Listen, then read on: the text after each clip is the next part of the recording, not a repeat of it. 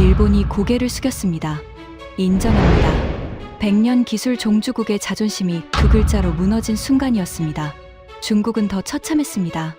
일본과 중국이 손잡고 한국을 시장에서 밀어내려 했지만 결국 무너진 건 자기들이었습니다. 미국 에너지부 회의실에서 벌어진 3파전, 구글과 아마존이 줄 서서 찾아간 한국의 정체, 그리고 아무도 예상하지 못한 대반전. 그 충격적인 전말을 지금 공개합니다. 시작하기 전 구독과 좋아요, 그리고 대한민국 화이팅 댓글로 한국을 응원해주세요. 지난 겨울이었습니다. 워싱턴 에너지부 본관 7층 대회의실에 긴급 소집 명령이 떨어졌습니다. 오전 6시, 아직 해도 뜨지 않은 새벽이었죠. 저는 30년간 이 건물을 드나들었지만 이 시간에 장관 직속 긴급 브리핑이 소집된 건 처음이었습니다. 회의실 문을 열자마자 묵직한 커피 냄새와 함께 팽팽한 긴장감이 코끝을 찔렀습니다. 장관, 차관, 에너지 안보 수석, 국가안보회의 파견관까지 얼굴들이 하나같이 어두웠어요. 제 소개를 잠깐 드리겠습니다. 저는 마이클 브레넌, 미국 에너지부에서 청정에너지 정책을 총괄하는 차관보입니다. 그전에는 GE에서 가스터빈 엔지니어로 15년을 보냈죠. 터빈이라는 물건을 설계하고 조립하고 시운전하는 일을 수백 번 반복한 사람입니다. 미국 에너지 산업의 안팎을 누구보다 잘 안다고 자부해왔어요. 장관이 입을 열었습니다. 마이클, 상황이 심각하네. 자네가 직접 브리핑해주게. 제가 스크린을 켰습니다. 첫 번째 슬라이드에 숫자 2개가 떴죠. 35기가와트. 이건 지난해 미국 전체 데이터 센터가 삼킨 전력량이었습니다. 뉴욕시 전체가 1년간 쓰는 전력과 맞먹는 규모입니다. 그리고 그 옆에 적힌 숫자 80기가와트. 3년 뒤 예상 수요였습니다. 2배가 넘게 뛰는 겁니다. 회의실이 술렁였어요. 이게 가능한 숫자입니까? 국가안보회의 파견관이 물었습니다. 저는 고개를 끄덕였죠. 가능한 정도가 아닙니다. 보수적으로 잡은 겁니다. 구글, 아마존, MS, 메타.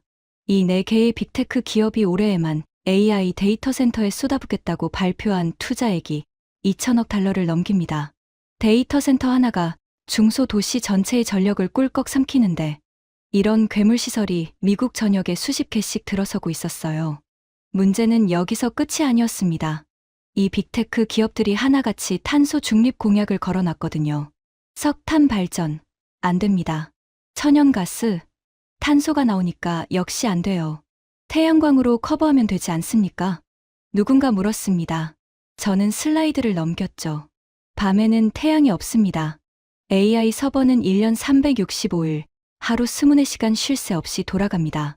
단 1초라도 전력이 끊기면 수십조 원어치 데이터가 날아가요. 태양광은 밤에 못 만듭니다. 풍력은 바람이 안 불면 끝이에요. 배터리 저장은요? 데이터 센터 하나가 먹는 전력을 배터리로 감당하려면 비용이 천문학적입니다. 현실적으로 불가능해요. 회의실에 침묵이 내려앉았습니다. 24시간 무중단, 탄소 제로, 대용량. 이 3가지를 동시에 충족하는 발전 기술. 그 순간 미국에는 답이 없었습니다. 하지만 저는 전혀 걱정하지 않았어요. 속으로 이미 답을 갖고 있었으니까요. 수소 터빈. 수소를 태워서 전기를 만드는 기술입니다. 수소는 태워도 탄소가 한 방울도 안 나옵니다. 물만 나오죠. 날씨에 상관없이 24시간 돌릴 수 있고 발전 규모도 원하는 만큼 키울 수 있어요. 그리고 이 수소 터빈을 만드는 건 미국의 GE, 독일의 지멘스, 일본의 미쓰비시. 이 3개의 거대한 공룡 기업이 전 세계 시장의 90% 이상을 장악하고 있었습니다. 제가 15년을 몸담았던 GE가 그 중심에 있었죠. 저는 자신 있게 말했습니다. 해법은 수소 터빈입니다. GE와 지멘스가 이미 개발에 착수했고 미쓰비시도 함께 움직이고 있습니다. 미국이 주도하면 됩니다. 장관이 고개를 끄덕였습니다. 회의실 분위기가 한결 나아졌어요. 그때 맨 끝자리에 앉아있던 한 여성이 손을 들었습니다. 리사 첸. 실리콘밸리 최대 빅테크 기업의 데이터 센터, 에너지 총괄 부사장이었습니다. 스탠퍼드 에너지공학 박사 출신. 말수는 적지만 한마디 한마디가 칼날 같은 사람이었죠. 차관보님, 한 가지만 여쭙겠습니다. 그녀의 목소리가 회의실에 차갑게 울렸습니다. 지인은 현재 수소 100% 전소 기술을 상용화한 적이 있습니까? 저는 잠시 말을 멈췄습니다. 아직 개발 중입니다. 하지만 수소 혼소 기술은 이미 검증 단계에 들어갔고요. 혼소가 아니라 전소를 물어본 겁니다. 100% 수소만으로 터빈을 돌리는 기술이요. 저희 데이터 센터는 탄소가 1g이라도 나오면 안 됩니다. 혼소는 답이 아니에요. 회의실이 다시 조용해졌습니다. 심장이 살짝 불편하게 뛰었어요. 하지만 대수롭지 않게 넘겼습니다. 지희가 못하면 지멘스가 하겠지. 아니면 미스 비씨가. 어차피 이 판은 빅삼과 쥐고 있으니까요. 그때까지 저는 한국이라는 변수를 단 1초도 생각하지 못하고 있었습니다. 워싱턴 브리핑이 끝난 뒤 제 앞에 2통의 전화가 걸려왔습니다. 첫 번째는 일본 도쿄에서 온 전화였습니다. 나카무라 케니치, 미쓰비시 중공업 가스터빈 사업본부 수석부사장, 62세. 터빈 업계에서 35년을 구른 전설적인 엔지니어입니다. 저와는 20년 넘는 인연이었어요. 지희 시절부터 수많은 국제 프로젝트에서 협력하고 경쟁하고 때로는 술잔을 부리치며 우정을 쌓아온 사이였죠. 마이클, 소식 들었네. 미국 에너지부가 수소 터빈 프로젝트를 본격적으로 추진한다면서 전화기 너머로 그의 낮은 목소리가 들려왔습니다. 나카무라는 항상 이랬어요. 뉴스보다 빠르게 정보를 입수하는 사람이었죠. 맞아, 케니치. 빅테크들이 난리야. 탄소 제로 전력을 내놓으라고 아우성이거든. 그래서 내가 전화한 거야. 그가 목소리를 낮췄습니다. 마이클, 이건 미쓰비시가 해결할 수 있어. 우리가 100년간 축적한 터빈 기술이 있잖아. 다음 주에 워싱턴으로 가겠네. 에너지부 관계자들 앞에서 직접 프레젠테이션을 하고 싶어. 나카무라의 자신감은 대단했습니다. 실제로 미쓰비시는 세계 가스터빈 시장에서 지멘스와 함께 정상을 나눠 먹고 있는 괴물 기업이니까요. 그런데 통화 중에 나카무라가 슬쩍 한마디를 덧붙였습니다. 아 참, 마이클. 혹시 한국 기업 이야기 들었나? 한국, 두산인가 뭔가 한국중공업 회사가 수소 터빈 시장에 끼어들려고 한다더군. 그의 목소리에 비웃음이 살짝 묻어났습니다. 한국중공업이라. 솔직히 말해서 30년 전에 우리 미쓰비시 도면을 라이선스 받아서 터빈 만드는 법을 배웠던 나라 아닌가. 수소 터빈이라는 건 100년의 연소 기술 노하우가 있어야 가능한 영역이야. 조립 수준으로는 어림도 없지. 저도 솔직히 그때는 같은 생각이었습니다. 한국이 반도체나 자동차에서는 대단하다는 건 알고 있었어요. 하지만 가스터빈, 이건 완전히 다른 세계였거든요. 발전소 터빈 한 기의 가격이 수천억 원이고 내부 온도가 1500도를 넘기는 극한 기술의 영역입니다. 그걸 100년 넘게 해온 미국, 독일, 일본을 한국이 따라잡는다고? 솔직히 상상이 안 됐어요. 걱정 마, 케니치. 한국은 변수가 안 돼. 제가 웃으며 대답했습니다. 지금 생각하면 얼굴이 화끈거리는 말이었죠. 두 번째 전화는 더 의외의 곳에서 왔습니다. 베이징이었어요. 왕웨이, 중국 최대 국유 에너지 그룹의 해외 사업 부총재, 54세. 이 사람은 나카무라와는 완전히 다른 타입이었습니다. 나카무라가 기술자의 자존심으로 움직이는 사람이라면 왕웨이는 철저하게 돈으로 승부하는 사람이었거든요. 브레넌 차관보님, 반갑습니다. 유창한 영어였습니다. 하버드 MBA 출신답게 말투가 매끄러웠죠. 미국의 에너지 위기에 대해 좋은 제안이 있습니다. 직접 만나서 이야기하고 싶은데요. 일주일 뒤 왕웨이가 워싱턴에 나타났습니다. 양복은 이탈리아 명품이었고 손목에는 시계가 번쩍였어요. 하지만 제 시선을 사로잡은 건 그가 내려놓은 제안서의 두께였습니다. 브레넌 차관보님, 단도직입적으로 말씀드리겠습니다. 그가 제안서를 펼쳤습니다. 수소 터빈 발전소, 설계부터 시공, 가동까지 원스톱으로 해드리겠습니다. 가격은 미국이나 일본 업체 견적의 절반입니다. 절반이요? 네. 거기에 더해서 수소 원료 공급까지 패키지로 묶어드리죠. 중국은 세계 최대 그린 수소 생산국입니다. 원료 걱정도 없어요. 솔직히 매력적인 제안이었습니다. 미국 정부 입장에서 가격이 절반이라면 엄청난 예산 절감이니까요. 그런데 왕웨이도 한국 이야기를 꺼냈습니다. 아, 한국 기업들도 이 시장에 관심이 있다고 들었는데요. 그가 찻잔을 들며 여유롭게 웃었습니다. 솔직히 한국은 스케일이 안 됩니다. 터빈 한두 기 만드는 거야 가능하겠죠. 하지만 미국 전역에 수십 개 발전소를 동시에 깔아야 하는 규모의 경제에서는 중국을 따라올 나라가 없어요. 그리고 슬쩍 한마디를 더 보탰죠. 그리고 한국은 우리 중국 공급망에 상당히 의존하고 있지 않습니까? 희토류, 특수합금, 핵심 소재들. 우리가 수출을 조이면 한국 중공업은 공장을 못 돌립니다. 등골이 살짝 서늘해지는 발언이었지만 저는 그때 그 말의 무게를 제대로 읽지 못했습니다. 왕웨이의 웃는 얼굴 뒤에 무엇이 숨어 있는지도 몰랐고요. 나카무라는 기술 자존심으로, 왕웨이는 돈과 물량으로. 서로 방식은 달랐지만 한국을 깔보는 건 똑같았습니다. 그리고 그때까지 저 역시 두 사람의 말에 고개를 끄덕이고 있었어요. 한국은 변수가 아니다. 검증된 파트너가 답이다. 그게 제 확신이었습니다. 나카무라의 프레젠테이션은 화려했습니다. 에너지부 대회의실, 장관 이하 주요 간부 12명이 모인 자리에서 나카무라는 미쓰비시의 100년 터빈 역사를 파워포인트 신장에 담아냈어요. 세계 각지에 설치된 미쓰비시 터빈 사진들, 수십 년간 축적된 가동 데이터, 그리고 야심찬 수소 터빈 개발 로드맵. 여러분, 미쓰비시는 지난 100년간 전 세계에 700기가 넘는 가스터빈을 납품했습니다. 나카무라가 레이저 포인터로 세계 지도를 가리켰습니다. 빨간 점들이 대륙 곳곳에 빼곡하게 찍혀 있었죠. 수소 터빈은 이 100년 기술의 연장선입니다. 경험 없이는 절대 만들 수 없는 영역이에요. 프레젠테이션이 끝나자 장관이 물었습니다. 나카무라 부사장, 수소 100% 전소 터빈의 상용화 시점은 언제로 보십니까? 나카무라가 잠시 뜸을 들였습니다. 4년 내에 완성하겠습니다. 자신감 넘치는 대답이었어요. 회의실에 안도감이 퍼졌습니다. 저도 속으로 생각했죠. 그래, 역시 미쓰비시다. 하지만 프레젠테이션이 끝난 뒤 복도에서 나카무라와 단둘이 걷는데 그가 목소리를 확 낮췄습니다. 마이클, 하나 부탁할 게 있어. 뭔데? 미국 의회 에너지위원회에 내가 만날 수 있는 자리를 좀 마련해 줄 수 없겠나? 의회, 왜? 나카무라가 걸음을 멈추고 저를 똑바로 바라봤습니다. 한국 기업들이 미국 시장에 진입하려고 움직이고 있어. 아직 검증도 안 된 기술인데 빅테크들한테 공격적으로 영업을 하고 있다더군. 미국 에너지 안보를 검증 안 된 기술에 맡길 순 없잖아. 의원들한테 그 점을 분명히 알려야 해.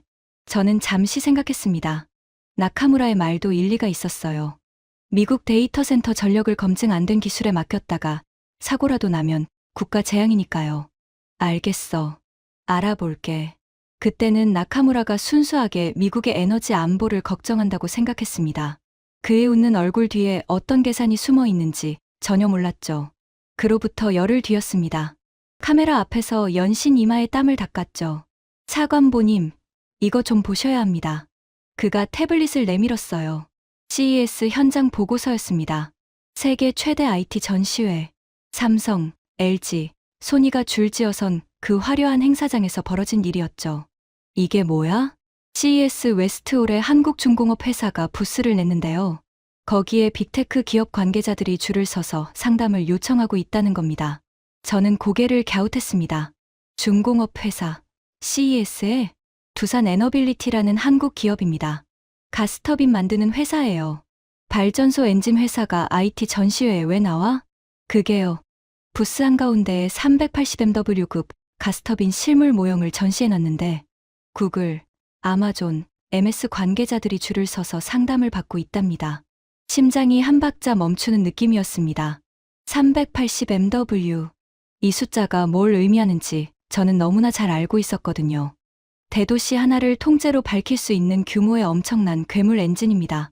GE에서 15년간 터빈을 만졌던 제 경험으로 봐도 이 급의 터빈을 자체 개발한다는 건 보통 일이 아니에요. 빅테크들이 줄을 섰다고? 네. 보고서에 따르면 이틀간 100건이 넘는 상담 요청이 들어왔다고 합니다. 제가 아는 세계에서 이건 일어날 수 없는 일이었습니다. AI 빅테크들이 세계에서 가장 최첨단 기술을 다루는 기업들이에요. 그들이 중공업 회사에 줄을 선다. 그것도 한국 기업에. 저는 바로 나카무라에게 전화를 걸었습니다. 케니치, CES에서 한국 두산이라는 회사가 빅테크들 상담받고 있다는데 이거 어떻게 봐? 전화기 너머로 나카무라의 코웃음이 들렸습니다. 전시용 쇼야, 마이클. 한국은 원래 마케팅을 잘하잖아. 반도체도 그런 식으로 시작했고. 근데 터빈은 다르네. 모형 하나 갖다 놓는 거랑 실제로 상용화하는 건 하늘과 땅 차이야. 왕웨이에게도 연락을 해봤습니다. 왕 부총재, CES에서 한국 기업 이야기 들으셨습니까? 들었죠. 380MW라 대단해 보이긴 합니다만 왕웨이가 전화기 너머로 웃었습니다. 빅테크가 상담을 받는 거랑 실제로 계약서에 도장을 찍는 건 전혀 다른 이야기입니다. 결국 가격 앞에서 무릎 꿇게 되어 있어요. 한국은 가격에서 우리를 이길 수 없습니다. 두 사람 모두 한국을 가볍게 봤습니다. 저도 그들의 말에 반은 동의했어요. 하지만 그날 밤 잠자리에 누워서 천장을 바라보는데 자꾸 한 가지가 머릿속을 떠나지 않았습니다. 구글과 아마존은 세계에서 가장 똑똑한 사람들이 모인 기업입니다. 그 사람들이 줄을 서서 상담을 요청할 정도면 뭔가가 있다는 뜻이 아닌가. 380MW. 이 숫자가 자꾸 눈에 밟혔습니다. GE에서 15년을 일한 엔지니어의 직감이 말하고 있었어요. 저 숫자 뒤에 무언가 보통이 아닌 것이 숨어 있다고. 저는 제이슨에게 문자를 보냈습니다. CES 출장 준비해. 내가 직접 가서 확인하겠어. 그때까지만 해도 그 출장이 제 인생에서 가장 긴 여정의 시작이 될 줄은 상상도 못했습니다. 라스베이거스에서 시작해 서울을 거쳐 제가 30년간 믿어왔던 모든 것이 무너지고 다시 세워지는 그 긴 여정의 시작 말입니다. 라스베이거스 컨벤션 센터는 전쟁터였습니다. 매년 1월 전 세계 IT 기업들이 이곳에 모여 미래를 펼쳐 보입니다. 삼성의 초대형 디스플레이가 번쩍이고 소니의 로봇이 돌아다니고 수백 개의 스타트업이 목소리를 높이는 그 한복판에 제가 서 있었습니다. 하지만 저는 그런 것들을 보러 온 게 아니었어요. 웨스트홀, CES 전시장 중에서도 가장 안쪽, 일반 관람객은 거의 오지 않는 구역이었습니다. 이 구역은 보통 에너지, 자동차 부품, 산업 장비 같은 무거운 기업들이 자리를 잡는 곳이에요. 화려함과는 거리가 먼 공간이죠. 그런데 복도 끝이 이상했습니다. 사람들이 몰려 있었어요. 그것도 아무나가 아니었습니다. 양복 차림에 기업 배지를 단 사람들. 제 눈에 익은 로고가 보였습니다. 구글, 아마존, MS, 메타. 심장이 빨라졌습니다. 사람들 사이를 비집고 들어갔습니다. 부스 정면에 한글이 보였어요. 두산 에너빌리티. 그리고 부스 한가운데 은빛으로 빛나는 거대한 물체가 자리를 잡고 있었습니다. 380MW급 가스터빈 실물 모형. GE에서 15년간 터빈을 만졌던 제 손이 저도 모르게 떨렸습니다. 이건 모형이지만 설계 디테일을 보면 실제 제품의 완성도를 짐작할 수 있거든요. 블레이드 각도, 연소기 배열, 냉각 채널의 설계. 하나하나가 날카로웠습니다. 아마추어의 전시용이 아니었어요. 실례합니다. 혹시 이 터빈의 수소 혼소율이 어떻게 됩니까? 제가 부스 직원에게 물었습니다. 젊은 한국인 엔지니어가 유창한 영어로 대답했죠. 현재 수소 혼소율 세계 최고 기록을 보유하고 있습니다. 그리고 이미 100% 수소 전소에도 성공했습니다. 100% 전소요? 네. 수소만으로 이 터빈을 돌리는데 성공했습니다. 질소산화물 배출도 한 자릿수 ppm으로 억제했고요. 다리에 힘이 풀리는 느낌이었습니다. 한 자릿수 ppm이라고? 지에서 수십 년간 매달려도 못 이룬 수치를 한국이 해냈다고? 잠깐, 그게 가능합니까? 수소 100% 전소에서 역화 문제는 어떻게 해결했죠? 제가 기술적 질문을 던지자 엔지니어의 눈이 반짝였습니다. 마이크로 분사 연소 기술입니다. 수소를 초미세 입자로 분사해서 연소 안정성을 확보하는 방식이에요. 기존 방식과는 근본적으로 다릅니다. 제 옆에서 누군가가 대화를 듣고 있었습니다.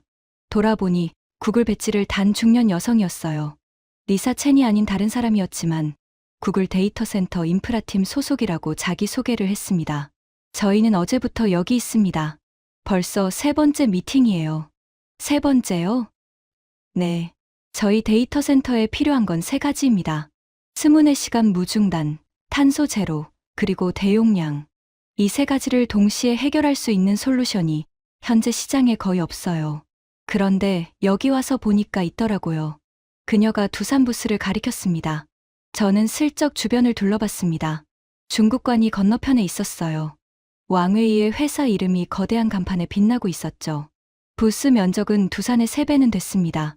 거대한 LED 화면에 중국 발전소 사진이 번갈아 나왔고 도우미들이 질비했어요. 하지만 빅테크 관계자는 단 한 명도 보이지 않았습니다.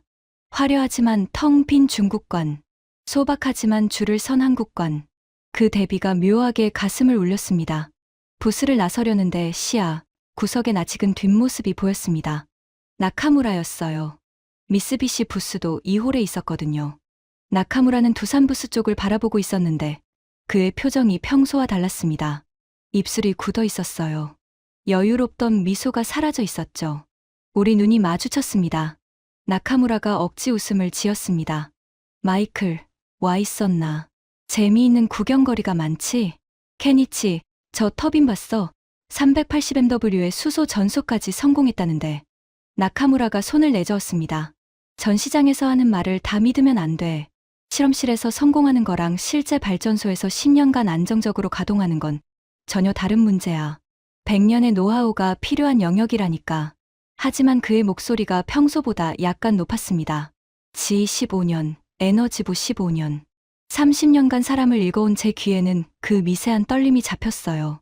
나카무라는 불안했습니다. CES가 끝나고 한 달 뒤 에너지 업계에 폭탄이 떨어졌습니다. 중동의 한 국가가 15기가와트 규모의 대형 수소 발전 프로젝트를 발주했습니다. 15기가와트면 한국 전체 발전 용량의 10분의 1에 해당하는 어마어마한 규모예요. 세계 에너지 업계의 이목이 집중됐습니다. 지리, 지멘스, 미쓰비시, 한국의 두산과 한화 모두가 입찰에 뛰어들었죠. 그런데 왕웨이가 움직였습니다.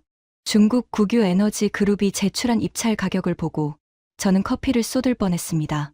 다른 경쟁사 견적의 40%, 한국 기업 견적과 비교하면 절반도 안 되는 가격이었어요. 이 가격이 가능해? 제가 보좌관 제이슨에게 물었습니다. 불가능합니다. 미치고 파는 거예요. 중국 정부 보조금이 들어가지 않으면 나올 수 없는 숫자입니다. 왕웨이에게 전화를 걸었습니다. 왕 부총재, 중동 프로젝트 입찰 가격을 봤는데 이건 좀 공격적인 것 아닙니까? 왕웨이의 웃음소리가 전화기를 통해 넘어왔습니다. 브레넌 차관보님, 비즈니스는 결국 숫자입니다. 저희는 설계부터 시공, 수소 원료 공급, 유지 보수까지 원스톱 패키지를 제공합니다. 이 규모의 경제를 만들 수 있는 나라가 세계에 몇 개나 되겠습니까? 하지만 품질 문제는요? 수소 터빈은 일반 발전 터빈과는 차원이 다른 기술인데 품질이요? 왕웨이가 잠시 웃더니 말했습니다.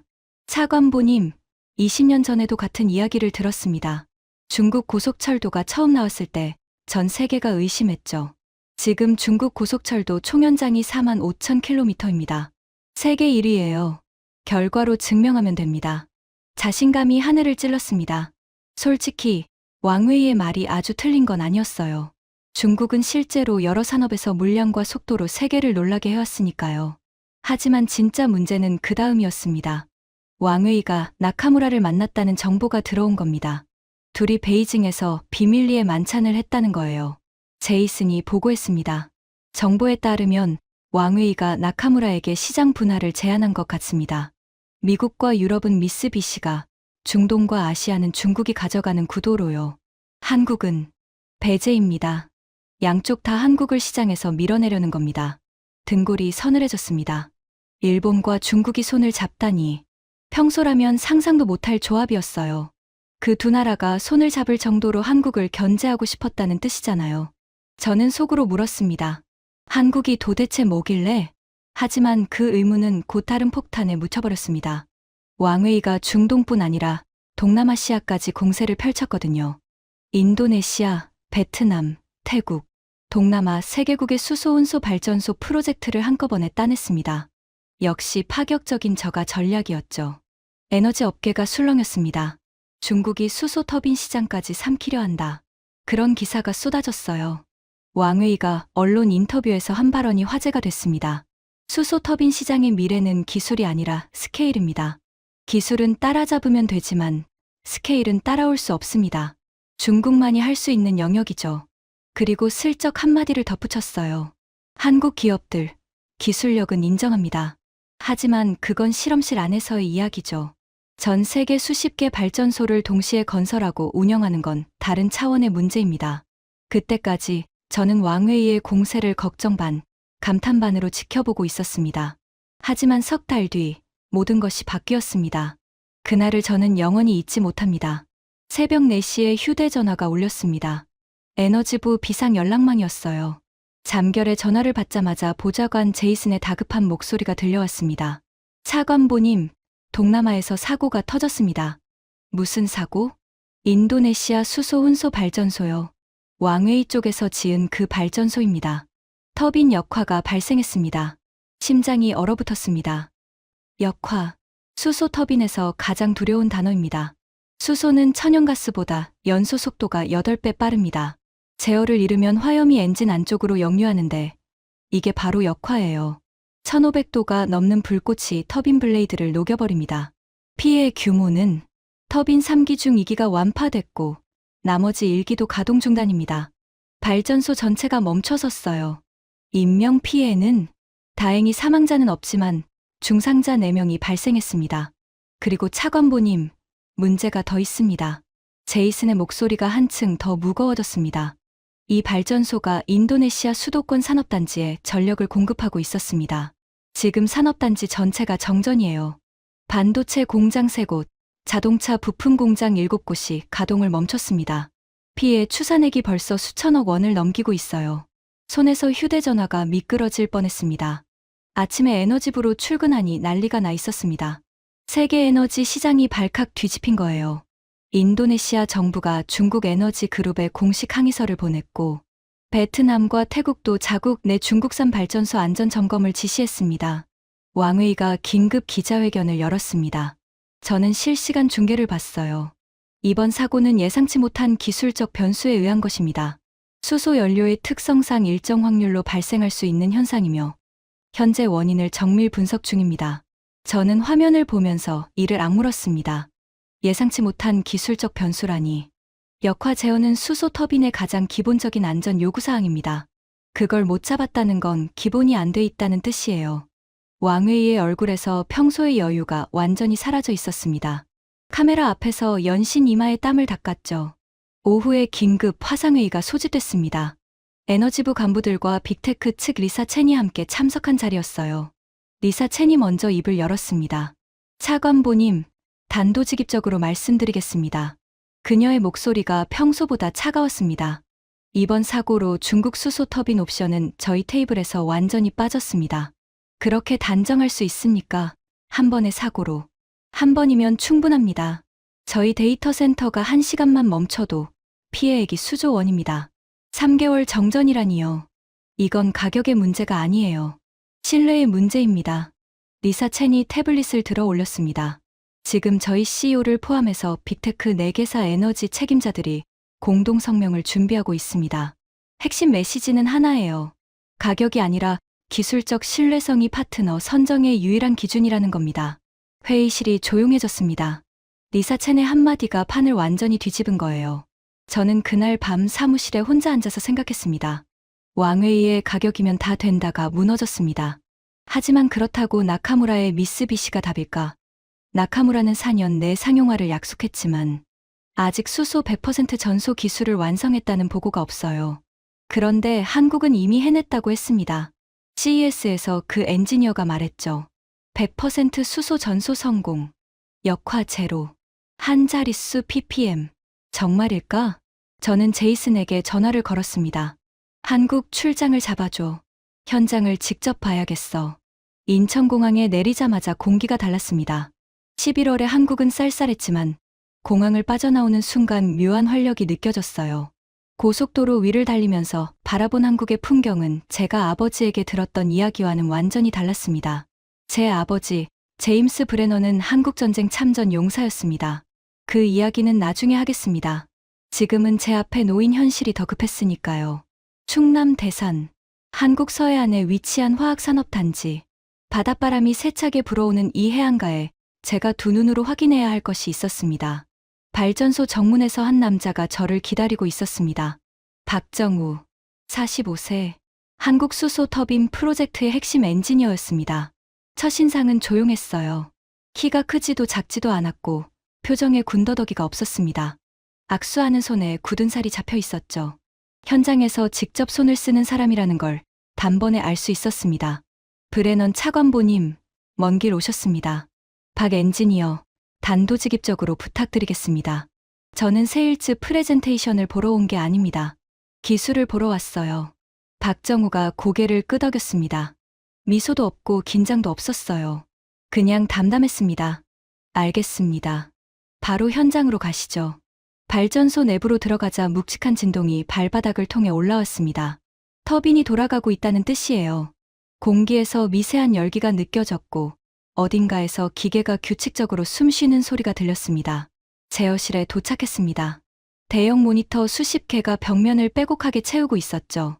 실시간 가동 데이터가 끊임없이 흘러가고 있었습니다. 지금 보시는 게 수소 혼소율 세계 최고 기록을 달성한 터빈의 실시간 데이터입니다. 박정우가 모니터를 가리켰습니다. 그리고 오늘 보여드릴 건 이겁니다. 그가 옆 모니터로 이동했어요. 수소 100% 전소 테스트. 지금부터 시작하겠습니다. 심장이 쿵 내려앉았습니다. 실시간으로? 여기서, 지금. 준비 완료. 박정우가 마이크에 대고 명령을 내렸습니다. 담담한 목소리였지만 그 한마디에 제어실 전체가 긴장했어요. 터빈의 진동이 미세하게 변했습니다. 연료가 천연가스에서 수소로 전환되기 시작한 거예요. 저는 숨을 멈추고 모니터를 바라봤습니다. 수소 비율 표시등이 올라갑니다. 30%, 50%, 70%. 인도네시아 사고가 머릿속을 스쳤습니다. 중국 발전소에서는 수소 비율이 35%를 넘기자마자 역화가 터졌다고 보고서에 적혀 있었어요. 80%, 90%. 제 손바닥에 땀이 차올랐습니다. 무의식적으로 한 발짝 뒤로 물러났죠. 95%, 98%, 100%, 수소 100%, 모니터 위의 역화 경고등, 초록색, 이상 없음, 진동 수준, 정상 범위, 질소산화물 배출, 한 자릿수 ppm, 터빈이 아무 일 없다는 듯이 돌아가고 있었습니다. 1500도가 넘는 수소 불꽃이 터빈 내부에서 완벽하게 제어되고 있었어요. 제가 지휘에서 15년, 에너지부에서 15년, 30년간 이 업계에서 봐온 모든 것을 뒤집는 순간이었습니다. 이게 어떻게 가능합니까? 목소리가 떨렸습니다. 숨기려 했지만 안 됐어요. 박정우가 모니터 앞으로 다가가 설명을 시작했습니다. 핵심은 마이크로 분사 연소 기술입니다. 기존 방식은 수소를 하나의 큰 화염으로 태우는 겁니다. 그러면 연소 속도를 제어하기 어렵고 역화가 발생하죠. 그가 화면에 도식을 띄웠습니다. 저희는 수소를 수백 개의 초미세 노즐로 분사합니다. 큰 불꽃 하나 대신 수백 개의 작은 불꽃을 만드는 거예요. 각각의 불꽃이 독립적으로 제어되기 때문에 역화가 원천적으로 차단됩니다. 중국 발전소 사고도 이 문제 때문이었군요. 네. 기존 방식으로 수소를 태우면 혼소율 30에서 40% 구간에서 연소 불안정이 급격히 증가합니다. 저희가 7년간 연구한 게 바로 이 구간을 돌파하는 기술입니다. 7년.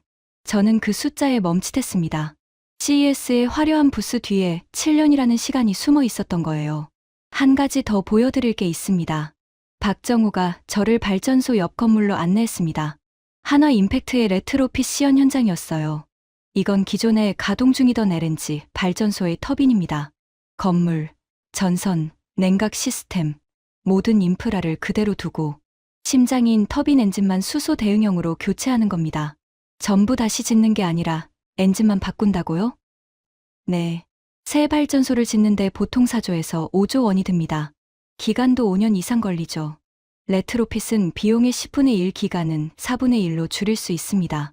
머릿속에서 숫자가 돌아가기 시작했습니다. 미국 전역에 천연가스 발전소가 수백 개 있어요. 이걸 다 새로 짓는다. 수백조 원에 수십 년이 걸립니다. 하지만 심장만 바꾼다. 비용도 시간도 차원이 달라지는 거예요. 이 레트로핏 기술이 미국 뉴저지주 린든 발전소에도 적용되는 겁니까? 네. 한화 임팩트가 린든 발전소 수소 혼소 40% 전환 프로젝트를 수주했습니다. 미국 본토에서 첫 번째 사례가 될 겁니다.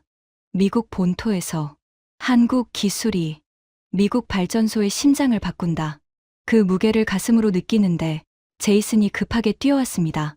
차관보님, 방금 속보가 떴습니다. 그가 태블릿을 보여줬어요.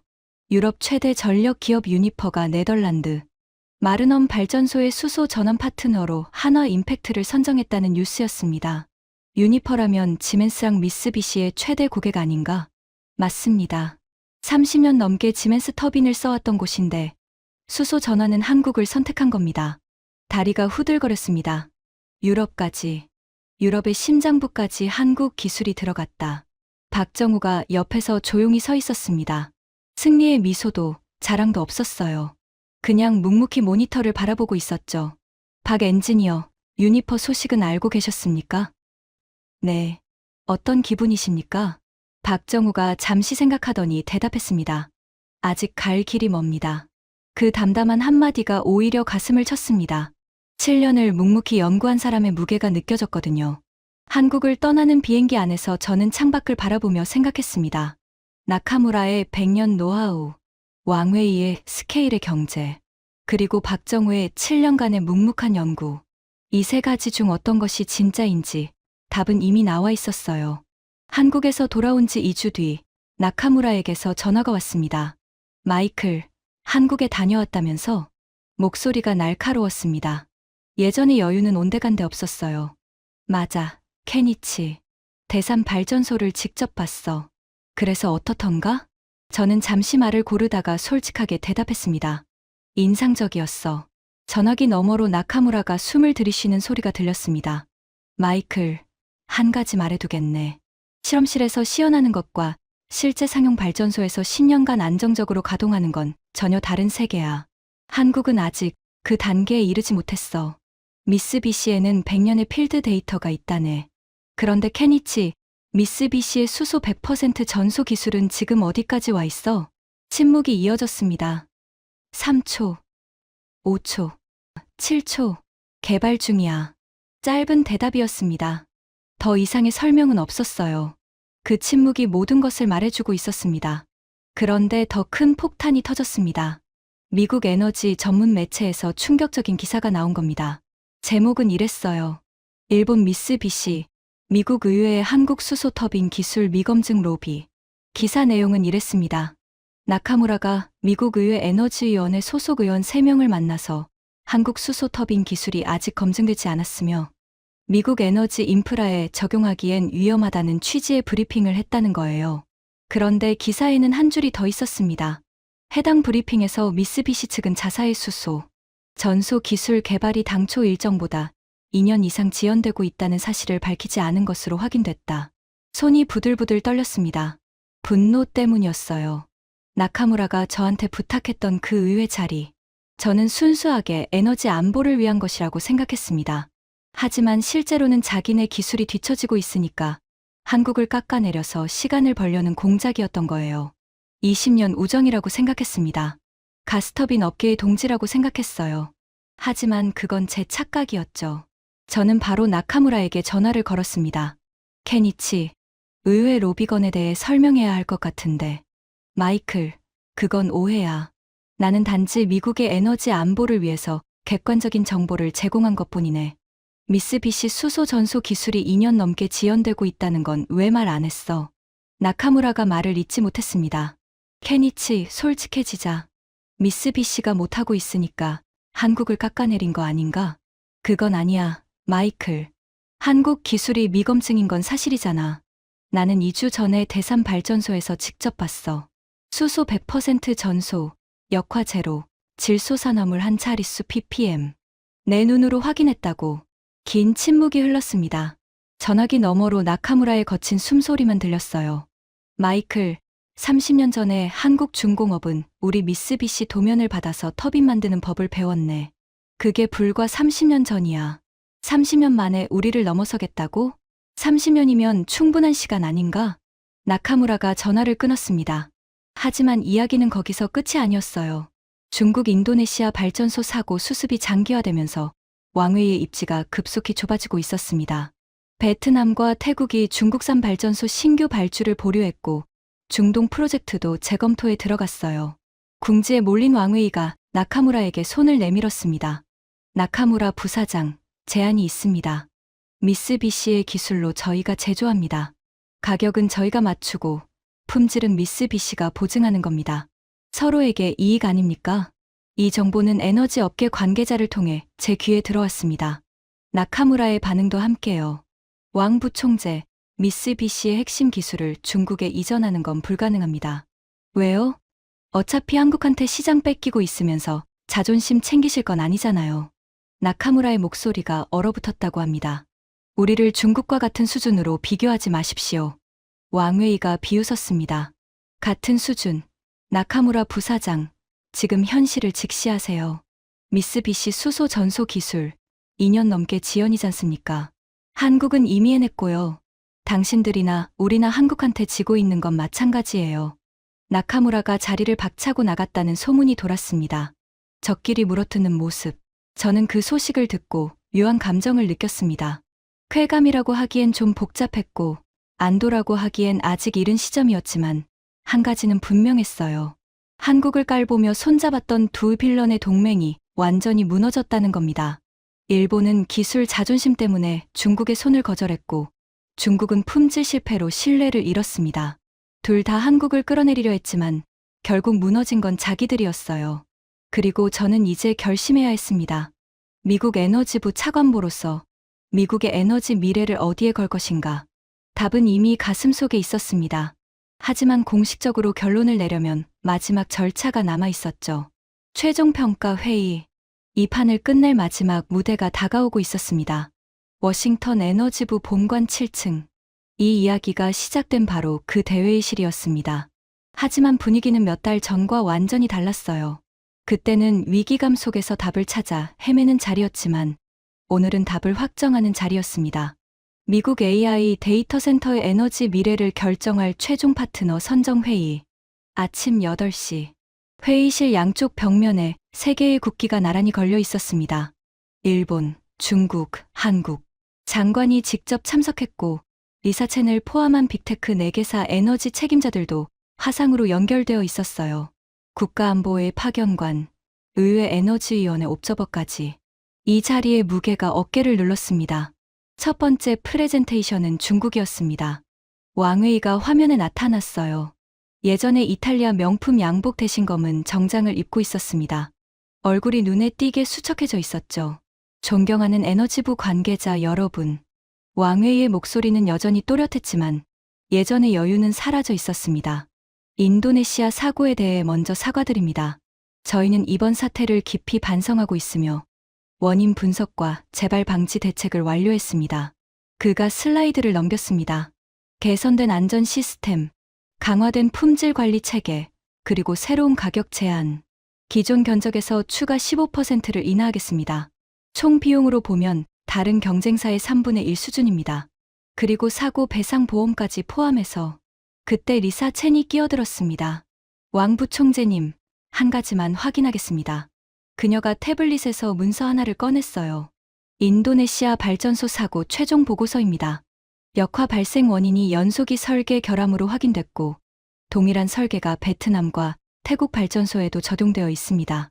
이 세 곳의 설계를 전면 교체하는데 필요한 기간이 최소 18개월이라고 적혀 있는데 맞습니까? 왕웨이의 얼굴이 굳었습니다. 현재 설계 개선 작업이 진행 중이며 질문은 간단합니다. 18개월, 맞습니까? 맞습니다만 그건 기존 발전소 보수 기간이고 신규 프로젝트에는 저희에게는 18개월이 없습니다. 리사 첸의 목소리가 회의실을 잘랐습니다. 차갑지만 정확했어요. 올해 안에 가동 가능한 솔루션이 필요합니다. 구글 데이터 센터만 해도 올 하반기에 3곳이 추가로 열립니다. 각각 500MW급 전력이 필요해요. 18개월 뒤에 고쳐진 기술을 기다릴 여유가 없습니다. 왕웨이가 입을 열었다가 닫았습니다. 할 말이 없었던 거예요. 가격을 아무리 낮춰도 시간을 살 수는 없으니까요. 장관이 고개를 끄덕이고 다음을 지시했습니다. 미쓰비시 프레젠테이션 시작하겠습니다.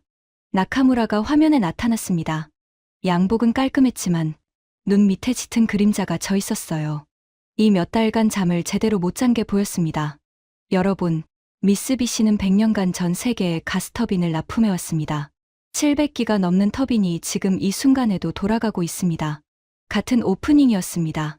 몇 달 전 이 회의실에서 했던 것과 거의 똑같았어요. 하지만 이번에는 회의실의 반응이 달랐습니다. 고개를 끄덕이는 사람이 없었거든요. 미쓰비시의 수소 터빈 개발은 순조롭게 진행되고 있으며 3년 내에 수소 100% 전소 상용화를 완료할 계획입니다. 3년. 몇 달 전에는 4년이라고 했었죠. 1년을 앞당긴 건데 그게 지금 의미가 있을까요? 리사 첸이 또 질문했습니다. 나카무라 부사장님, 현재 미쓰비시가 달성한 수소 혼소율 최고 기록이 몇 %입니까? 나카무라가 잠시 뜸을 들였습니다. 현재 30% 혼소 테스트를 완료했고 50% 테스트를 준비 중입니다. 30%요?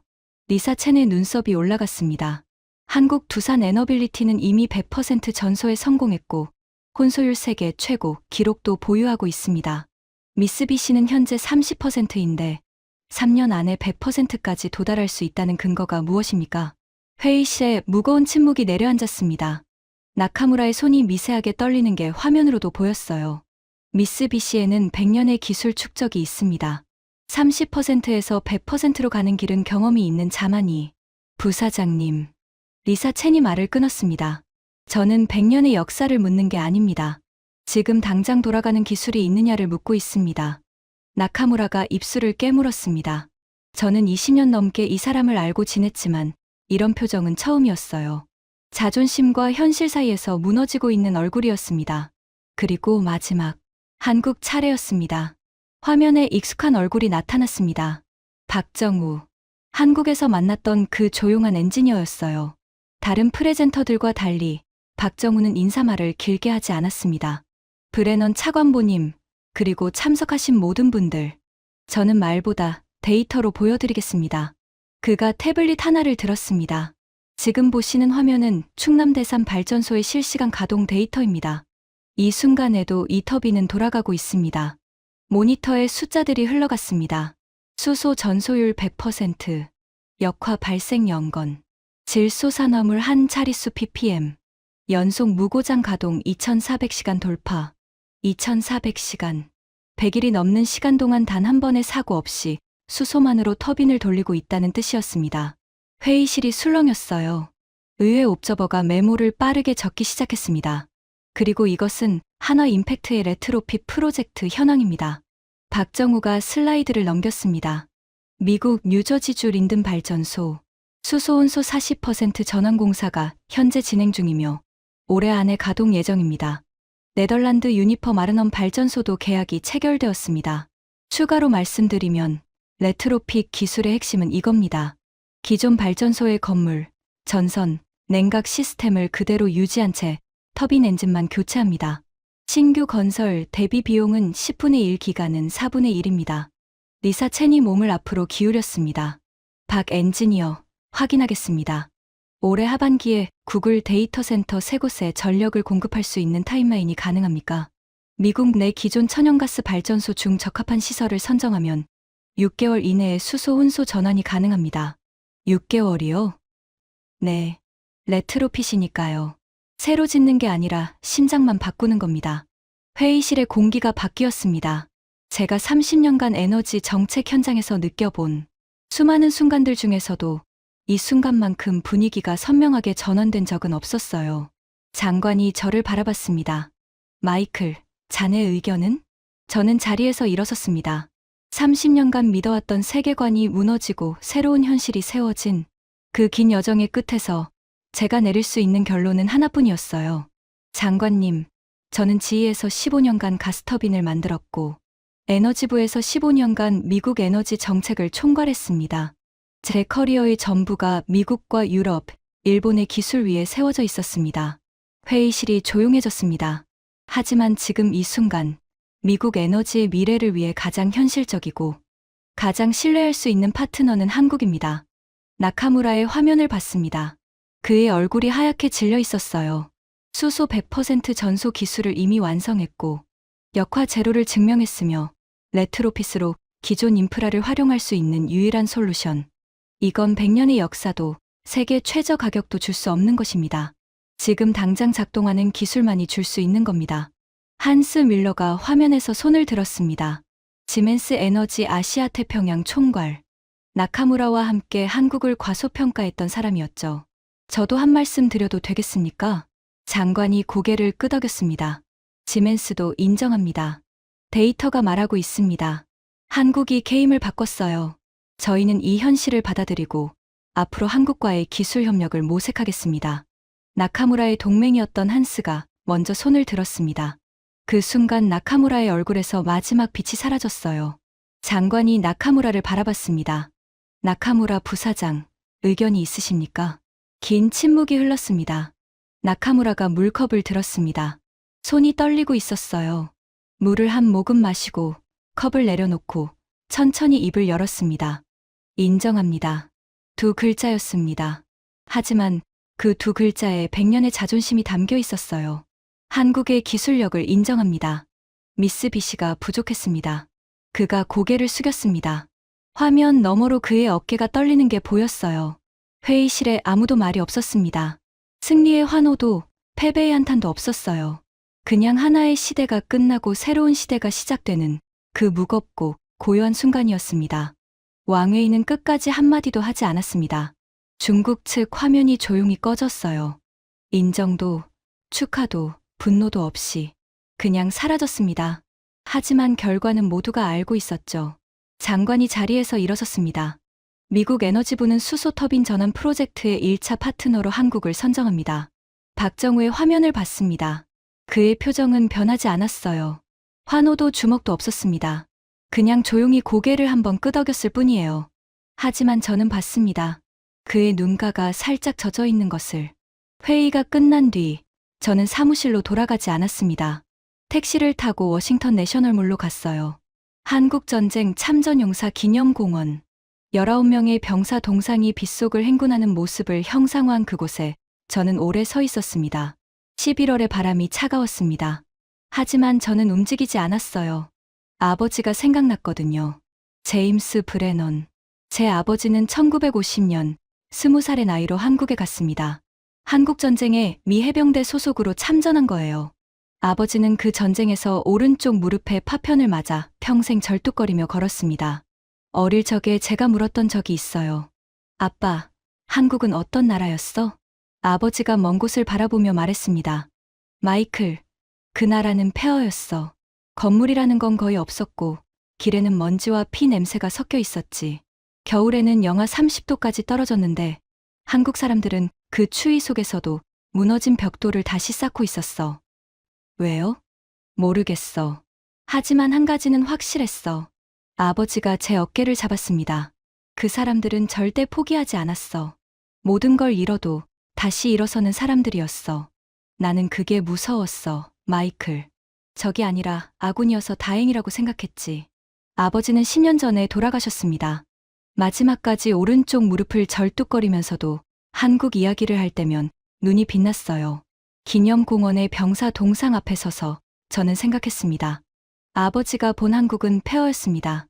건물이 없었고 기술이 없었고 자본이 없었어요. 그 나라가 30년 만에 세계 반도체 시장을 장악했습니다.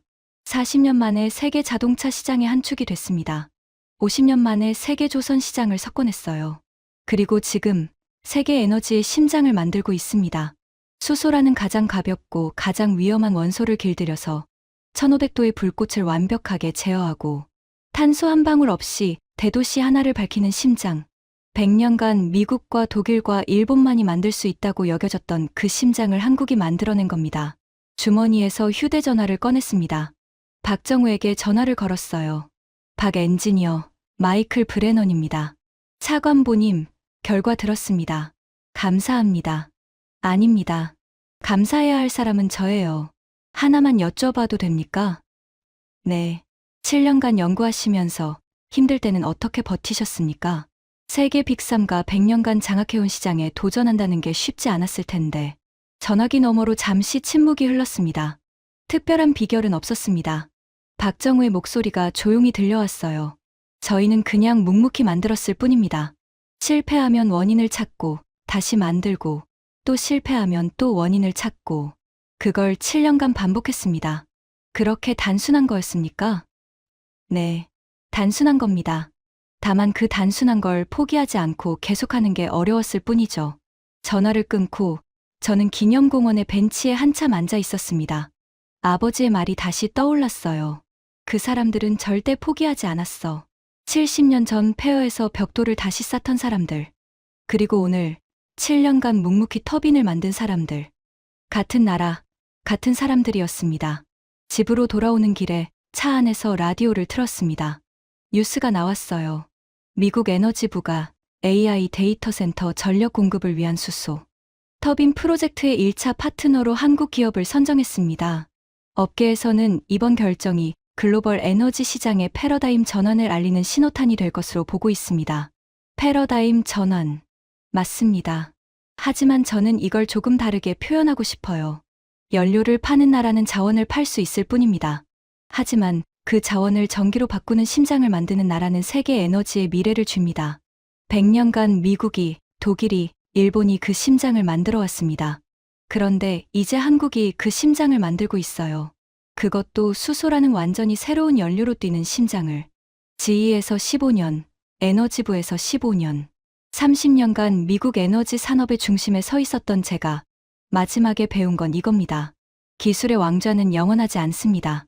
100년의 역사도, 세계 최저 가격도, 강대국의 자존심도 이길 수 없는 것이 있어요.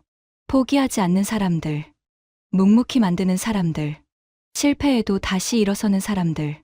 아버지가 70년 전 폐허 속에서 본 것이 바로 그것이었습니다. 그리고 저는 오늘 수소 터빈이라는 세계 최첨단 기술의 현장에서 그것을 다시 보았습니다.